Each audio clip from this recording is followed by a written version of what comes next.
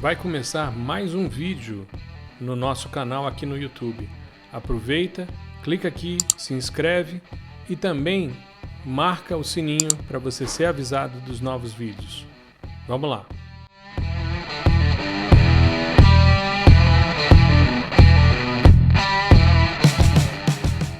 Olá, nós estamos começando mais um episódio do podcast O Fascinante Mundo do Sensoriamento Remoto.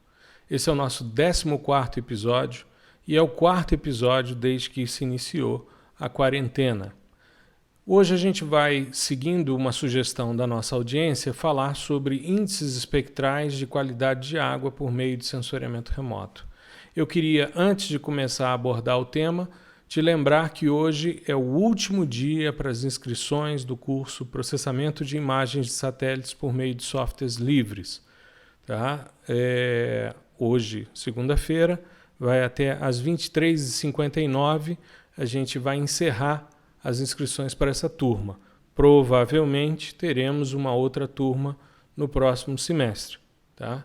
Mas fica atento. Se você tiver interesse de ser avisado, é só você clicar no link que você recebeu ou no link que está na minha bio nas redes sociais e aí você deixar o seu e-mail para quando a gente for fazer uma nova turma poder te avisar. Tá legal? Muito bem. Então, seguindo uma sugestão da nossa audiência, nós vamos hoje falar sobre índices espectrais de qualidade de água por meio de dados de sensoriamento remoto.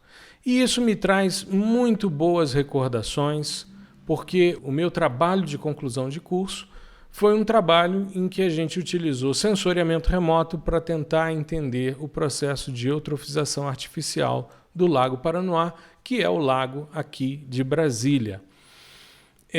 Foi muito interessante porque eu fiz o meu trabalho com a primeira imagem do SPOT, o SPOT 1, a primeira imagem de Brasília do SPOT, que foi uma imagem do dia 18 de agosto de 88. Um professor da universidade tinha recebido, ele tinha feito mestrado no INPE e tinha recebido uma imagem de satélite do SPOT, que é o sistema francês, e a gente teve a oportunidade, então, em trabalhar com o modo multiespectral do SPOT. Foi também a minha primeira publicação. Eu publiquei esse trabalho na revista Geonomos, da Federal de Minas Gerais, do Instituto de Geociências da Federal de Minas Gerais, no volume 2, no número 2, isso em 1994. Como é que a gente fez esse trabalho? Bom, primeiro, eu estava começando a mexer com processamento de imagens. Eu tinha feito sistemas sensores na graduação, tinha uma noção de como eram os sistemas sensores, mas nós não tínhamos uma disciplina de processamento de imagens na graduação. E eu tinha à minha disposição um sistema que era um computador PC-XT, que tinha 30 MB de HD, de espaço em disco, tinha um monitor de fósforo verde, onde você entrava com as suas linhas de comando para poder executar o sistema, tinha uma televisão de tubos catódicos bem grande, com uma placa imensa R, uma G e uma B, e isso fazia parte do sistema CITIM, Sistema de Tratamento de Imagens do INPE, que foi uma das iniciativas que o INPE fez, foram duas, o CITIM e o SGI, que era um SIG, e a junção deles dois depois virou o Spring, que é um dos softwares livres que a gente utiliza no nosso curso. E foi um trabalho bastante simples. Eu selecionei duas áreas de treinamento, uma que tinha água com qualidade melhor e água com qualidade pior. Como é que eu me baseei na escolha dessas áreas de treinamento? Porque eu fiz uma classificação supervisionada do tipo máxima verossimilhança.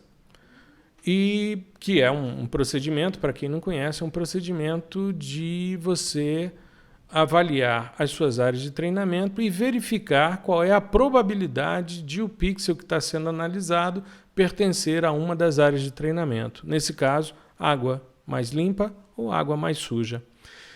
E essa seleção dessas áreas de treinamento foi feita a partir de 6 campanhas de campo. Eu fiz 6 campanhas de campo. Eu trabalhava nessa época, eu era professor de cursinho no Objetivo, em Brasília, E nós tínhamos um projeto de educação ambiental que funcionava nos fins de semana, chamado Projeto Paranoá.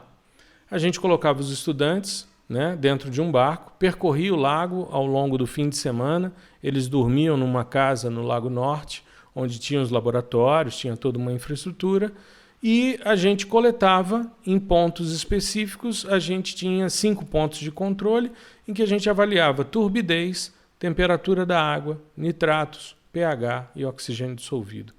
Numa época, isso final dos anos 80, início dos anos 90, que o Lago Paranoá recebia cerca de 250 litros de esgoto por segundo só com tratamento primário, que é só o gradeamento, é só para segurar detritos. Então, você tem ali um aporte de nutrientes muito grande. Eu vivenciei uma situação que para mim foi muito marcante. Nós chegamos próximo à Estação de Tratamento Sul, nós chegamos de barco com os alunos e nós íamos coletando as amostras, utilizavam os kits da RAC e verificava qual era o teor de oxigênio dissolvido. E teve um dia, numa dessas campanhas, que a gente encontrou 0 miligramas de oxigênio dissolvido na água, naquela amostra. E, poxa, 0 miligramas por litro significa que você não tem oxigênio naquela água, né? E é interessante porque quando você acionava o motor do barco, a hélice do motor, ela realiza uma troca gasosa. Ela faz com que o oxigênio que está no ar, ele entre para a água.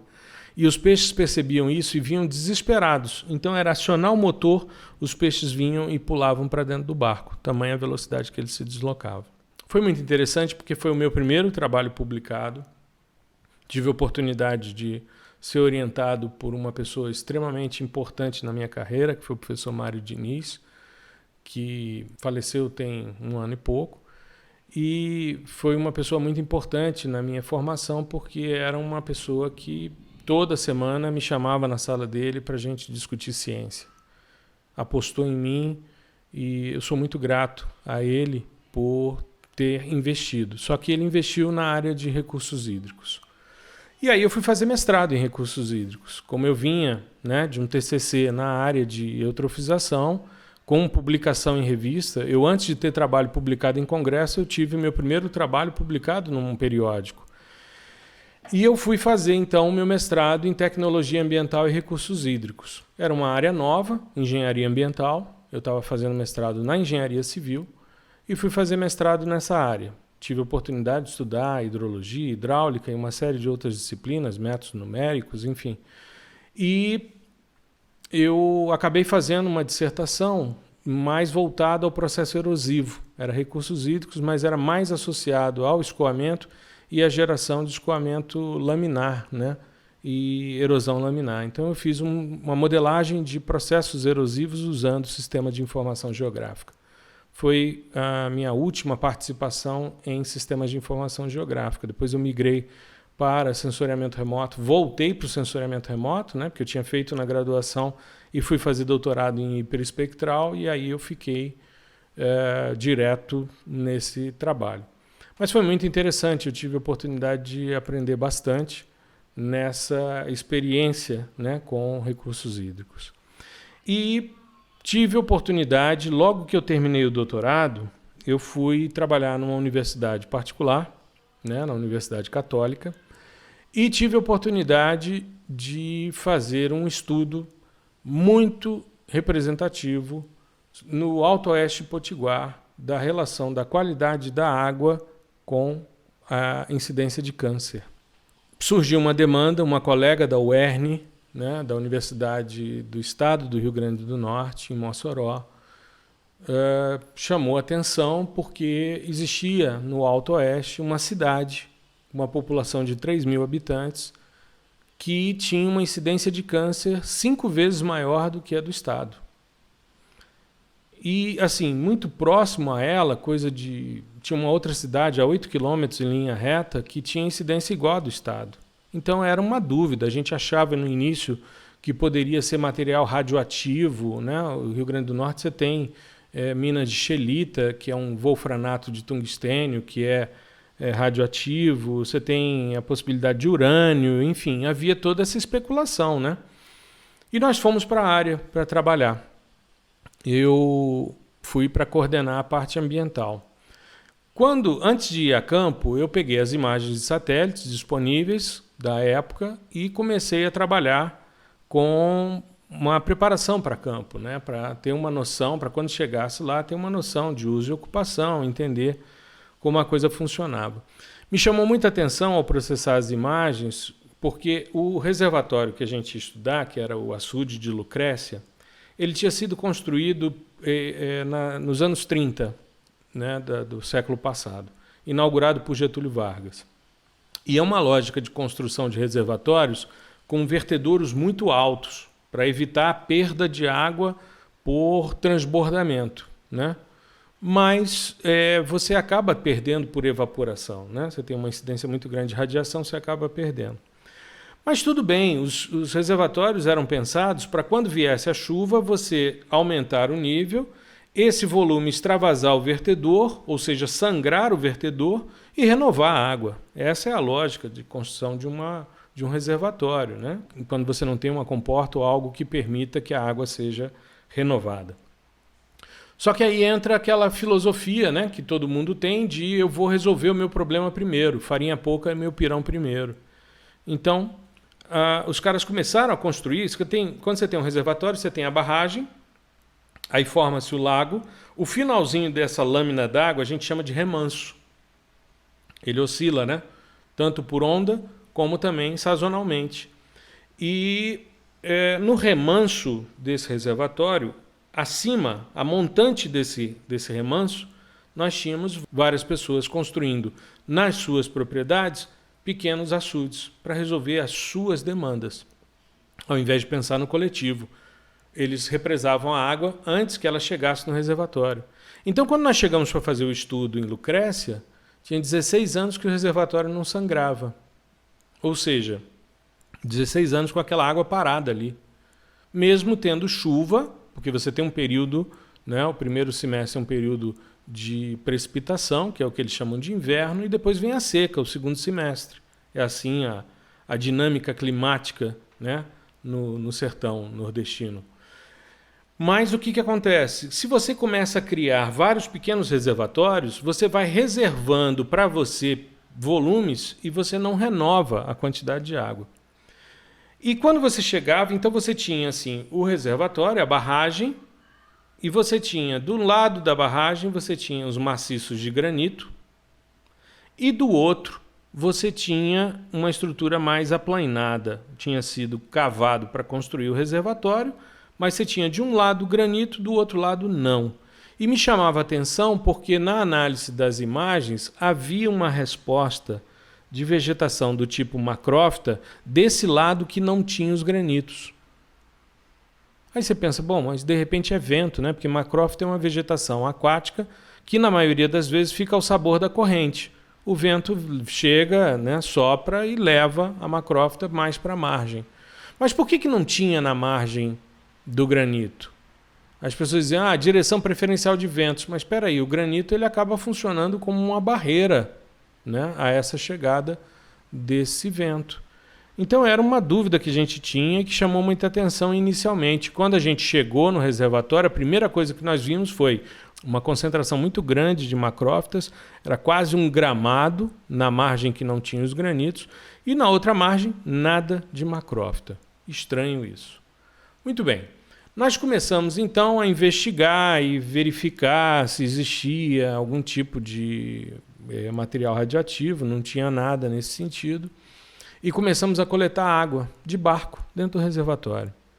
Os dados chegavam para mim, eu interpolava esses dados, fazia imagens, né, dentro dessa minha expertise na área de SIG, eu fazia espacialização, interpolava, espacializava os pontos de coleta e a gente tinha uma noção. E o que chamou a atenção para a gente é que todos os metais que a gente estava avaliando estavam muito acima dos limites considerados como saudáveis ou possíveis, né, de consumo a partir das instruções normativas.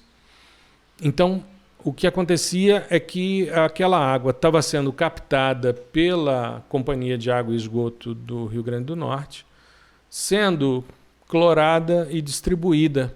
Mas o que eles estavam bebendo não era água, era uma sopa de metais.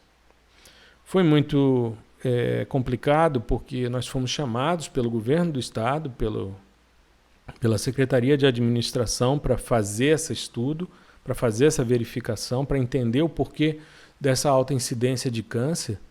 Mas, ao mesmo tempo, você esbarra em interesses políticos porque você tem o próprio estado vendendo essa água. Então, nós fizemos todo um trabalho junto, era a Universidade Católica, então tinha uma série de congregações que gerenciavam, né, a universidade, e nós fizemos então todo um trabalho de criação de cisternas. Na época ainda não existia o projeto de 1 milhão de cisternas do governo federal, mas nós levamos várias cisternas, investimos em 2 dessalinizadores, fizemos todo um processo para aposentadoria dos pescadores, né, da cooperativa de pescadores que se abastecia daquele lago com pescado e vendia para fora, para que as pessoas não consumissem aquela água, tivessem alternativas. E a gente entendeu por que a 8 quilômetros em linha reta, a outra cidade tinha uma incidência igual à do estado, porque ela recebia água de um adutor e não daquele reservatório. Eu queria também aproveitar essa lembrança boa desse período, porque nós tivemos a oportunidade de trabalhar juntos com um professor da UERN, o professor Luiz de Souza, que foi a primeira vítima da Covid-19 no estado do Rio Grande do Norte. Ele faleceu recentemente, para mim foi uma surpresa, porque eu estava folheando, passando os olhos no Instagram, e de repente aparece uma foto do Luiz, eu achei que fosse inclusive o perfil dele, e era uma notícia da Folha de São Paulo, dizendo que o Luiz havia falecido aos 61 anos.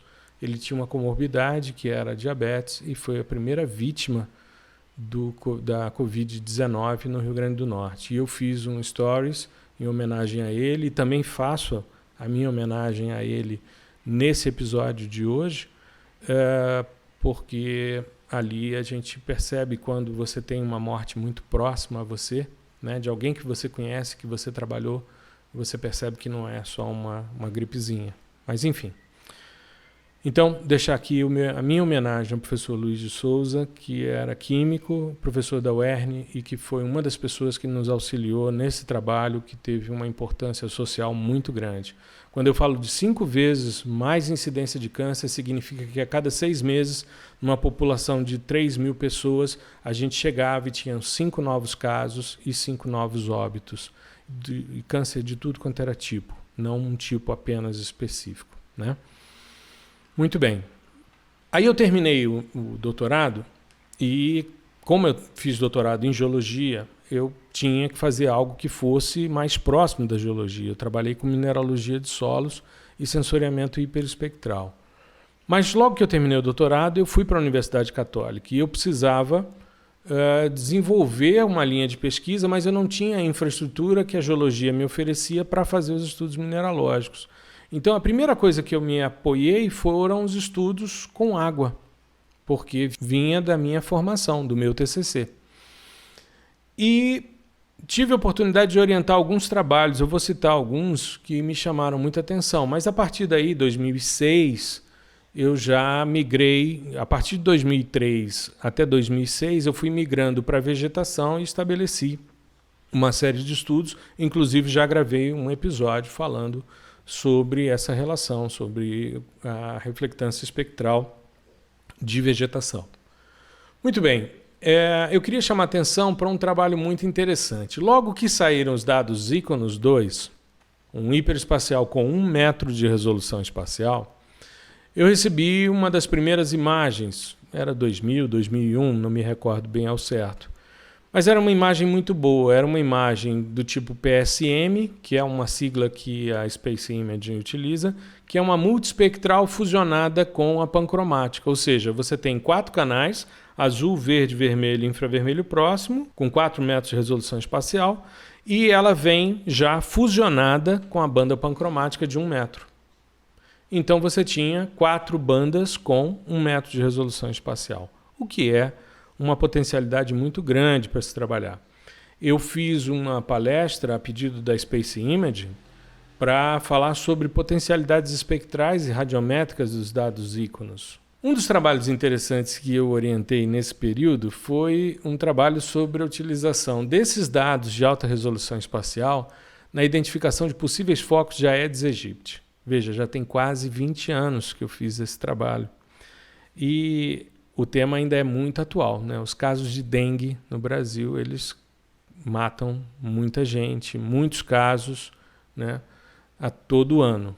E eu tinha lido um artigo no jornal que mostrava que um dos municípios da região metropolitana do Rio de Janeiro, naquela época, início dos anos 2000, eles estavam utilizando ultraleve para verificar a possibilidade de água parada, né? Ultraleve, naquela época a gente não tinha drone, era uma possibilidade, né? Você colocava um ultraleve, o cara ia com um binóculo, com algumas câmeras fotográficas e registrava áreas de água parada. E com isso direcionava o trabalho dos agentes comunitários de saúde. Me chamou muita atenção e eu pensei, bom, dá para a gente fazer algo mais inteligente usando imagens hiperespaciais.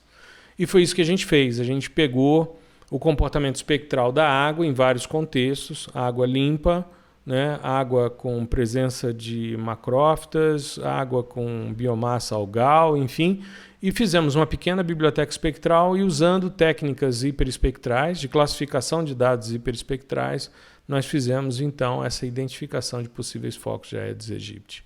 Me chamou muita atenção porque mesmo sendo um pixel com 1 metro quadrado de área, ele me permitiu ver água na borda de um telhado, né? Ou seja, a calha do telhado dava uma resposta, me trazia uma resposta espectral de água, da presença de água. E fomos a campo e verificamos que realmente a calha estava entupida e que tinha água parada ali. Então, é claro que você não vai ver com uma imagem como essa, você não vai ver garrafa de água ali virada para cima. Mas se você tiver uma caixa d'água de 1.000 litros, né, que é 1 metro cúbico de água ali aberta, ela responde. Então, e se você tem sistemas sensores com resolução espacial melhor, abaixo de 1 metro, né, submétricas, né, 50 centímetros, enfim, 30 centímetros, você consegue ver mais focos ainda. E direciona o trabalho. Isso é bem interessante, né? Porque muitas vezes esses locais estão fechados e você tem dificuldade para ingressar nessas residências. E por satélite, se não tiver debaixo de árvore e tal, se tiver exposto, você consegue ver. Nós fizemos então esse estudo da identificação de possíveis focos de Aedes aegypti na área urbana e do lado tinham umas chácaras e nós vimos que tinha umas 5 lagoas com tonalidades de verde diferenciadas na composição de cor real. E percebemos então que era a presença de algas na água. Fomos verificar em campo e era um pesque-pague. Então tinham várias lagoas e elas recebiam adubação de forma diferenciada, porque umas lagoas com peixes menores, outras com peixes maiores, e eles iam adubando, né, com ração para os peixes. E como a parte algal, né, a parte de biomassa de algas, ela vai proliferando à medida em que vai tendo disponibilidade de nutrientes, a gente tinha as lagoas como verdadeiros gramados, né? E aí nós fizemos então a coleta de amostras, tomamos amostras nas lagoas, levamos para o laboratório, fizemos a quantificação dos teores de clorofila A dessas lagoas que estavam eutrofizadas e fizemos a separação utilizando end members, né, ou referências espectrais de cada uma das lagoas e como isso variava em dados hiperespaciais. Foi um trabalho bem interessante e que deu suporte para uma compreensão depois da diferença em relação a o que era resposta espectral de alga e resposta espectral de macrófita. E por que macrófita? Bom, nessa época eu tinha uma estudante de mestrado, ela foi minha terceira orientanda de mestrado. Ela queria fazer um estudo sobre ilhas de macrófitas no Lago Paranoá. E queria trabalhar com sensoriamento remoto E eu disse, bom, vamos fazer um estudo, mas eu dizia para ela o seguinte, o grande problema é que as macrófitas que a gente encontra no Lago Paranoá são do tipo aguapé, né?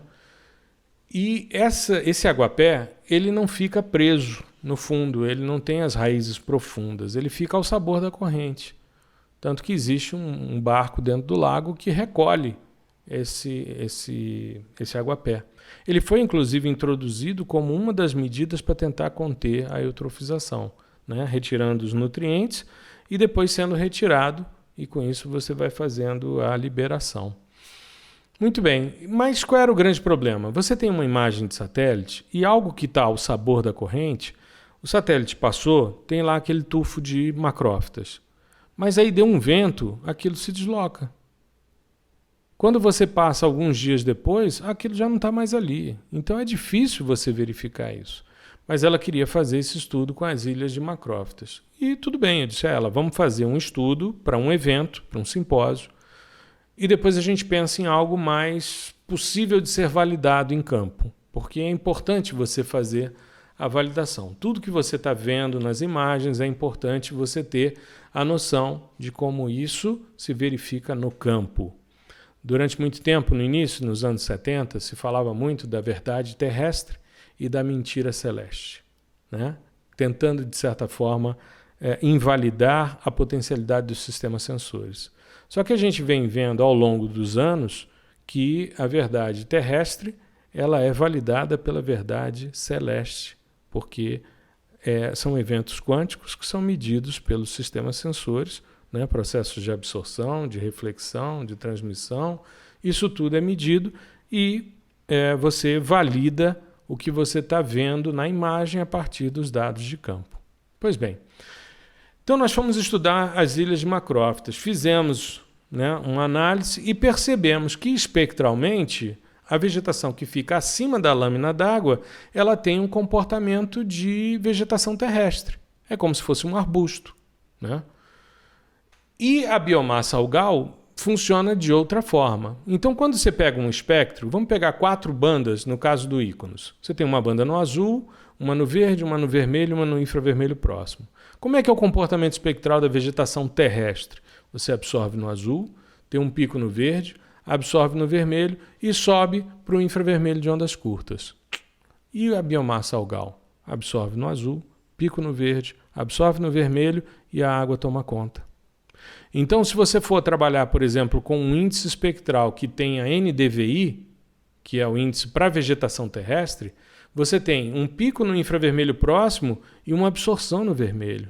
Quando você avalia isso na biomassa algal, isso se inverte. Isso dá um valor negativo de NDVI. Ou seja, um indivíduo que não é fotossinteticamente ativo. Mas nesse caso é fotossinteticamente ativo, só que a água está mascarando o comportamento espectral dele. Então é importante a compreensão disso. A gente percebeu isso quando a gente começou a trabalhar com modelos de sequestro florestal de carbono no Pantanal e a gente tinha uma quantidade muito grande de lagoas que tinham alga. E a resposta de NDVI era negativa, apesar de ser uma área fotossinteticamente ativa. Então você, com esse tipo de compreensão, você vai entendendo como é que a coisa funciona.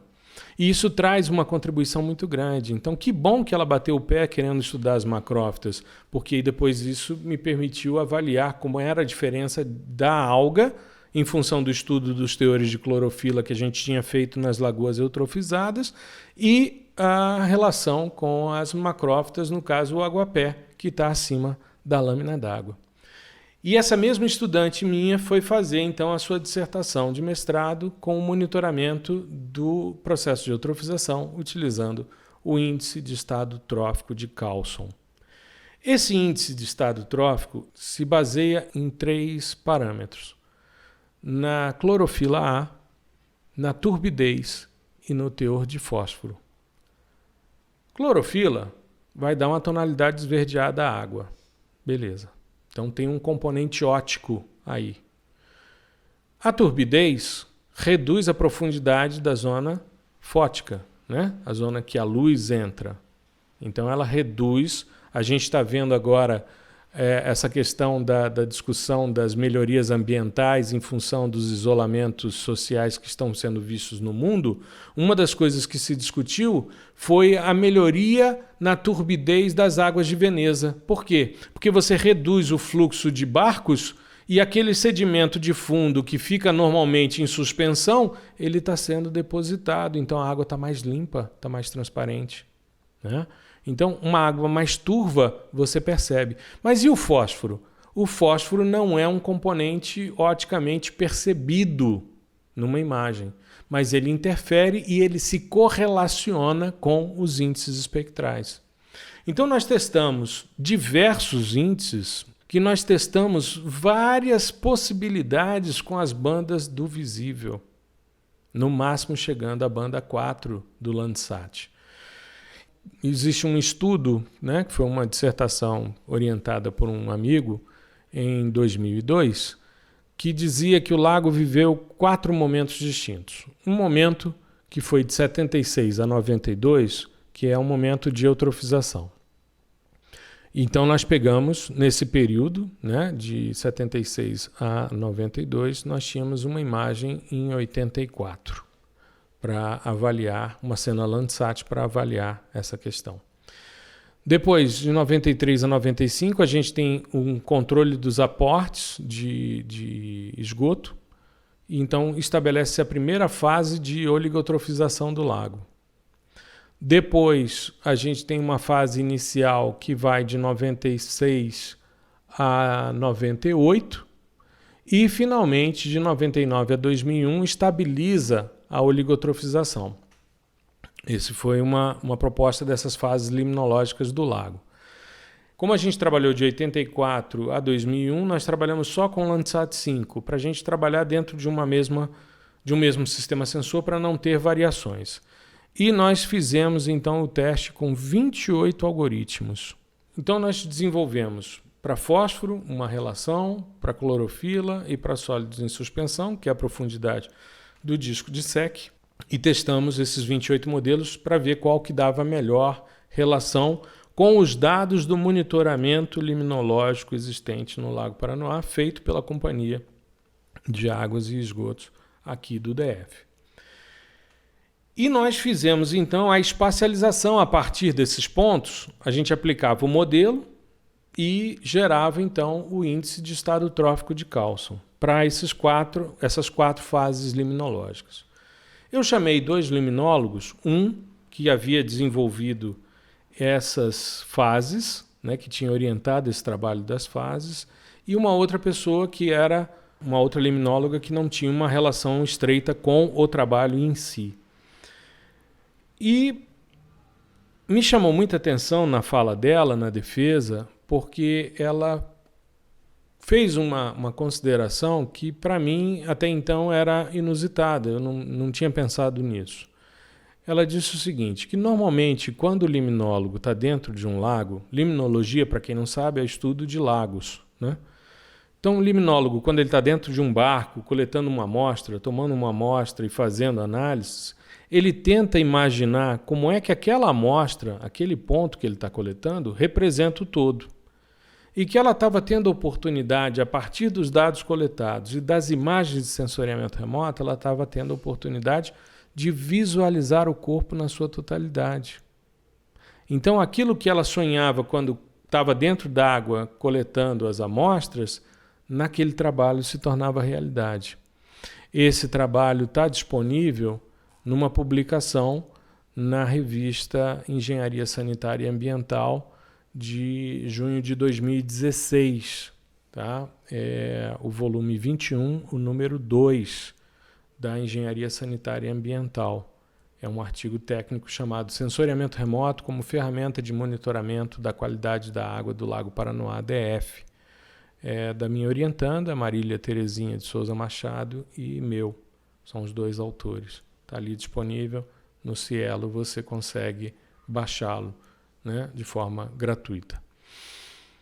E o último trabalho que nós fizemos, dentro dessa perspectiva ainda de trabalhar com sensoriamento remoto, foi tentar entender o papel da wetland em um dos braços, né? Uma wetland é uma área úmida que surge em um dos braços e que tem a possibilidade de reter nitrogênio e fósforo. Só que ela acaba reduzindo a área do reservatório, porque você vai assoreando essa estrutura e você vai criando um banco de macrófitas que funciona como um filtro natural. Existem wetlands que são construídas em vários reservatórios. É muito comum você construir a wetland para funcionar como esse filtro biológico. E aqui havia uma preocupação muito grande, por isso que eu orientei esse trabalho à época, porque havia uma demanda muito forte das classes mais altas que moram no Lago Sul, porque elas queriam que a wetland fosse toda dragada para que a balneabilidade pudesse e a navegabilidade pudesse ser restabelecida.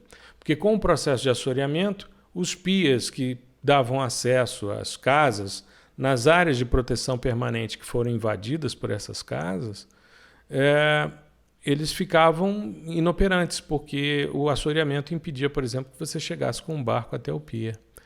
Então, havia uma pressão política muito forte para se dragar aquele banco todo e manter a navegabilidade. E nós fizemos o trabalho e subsidiamos o governo do Distrito Federal para manter aquela wetland como um retentor de nutrientes, porque o lago já tinha passado por um processo de estabilização da oligotrofização, né? Houve um outro fato também que eu não comentei aqui ainda, mas que foi o flushing. O que acontece? Quando da construção da terceira ponte, a ponte JK, a água tem um tempo de residência, né? Eles deixam a água fechada dentro do reservatório por um período, mas de tempos em tempos, ou quando chove muito, ou quando há necessidade, abre-se as comportas da barragem e há então a liberação de água. Só que nesse ano, como estavam se construindo ali as fundações da ponte, o tempo de residência foi maior. E com o tempo de residência maior, houve uma proliferação maior de algas, mais disponibilidade de nutrientes, maior disponibilidade de algas. Quando eles abriram as comportas, depois de um período muito longo de residência da água dentro do lago, eles como que deram a descarga, por isso que se chama de flushing, né? Você abre e aí você libera uma capa superficial com uma grande quantidade de algas, levando consigo também os nutrientes, que foi um dos processos importantes para a estabilização da oligotrofização ou da baixa nutrição da água, né? Oligos é pouco, trofos, nutrientes, então você tem aí um processo de baixa disponibilidade de nutrientes.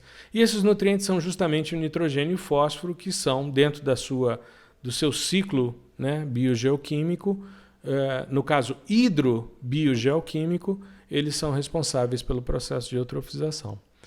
E nós fizemos então um estudo utilizando imagens e coletando também dados de nitrogênio e de fósforo para verificar a importância dessa wetland e a taxa de crescimento dela, o quanto assoreava, o quanto crescia e quanto reduzia a área do reservatório.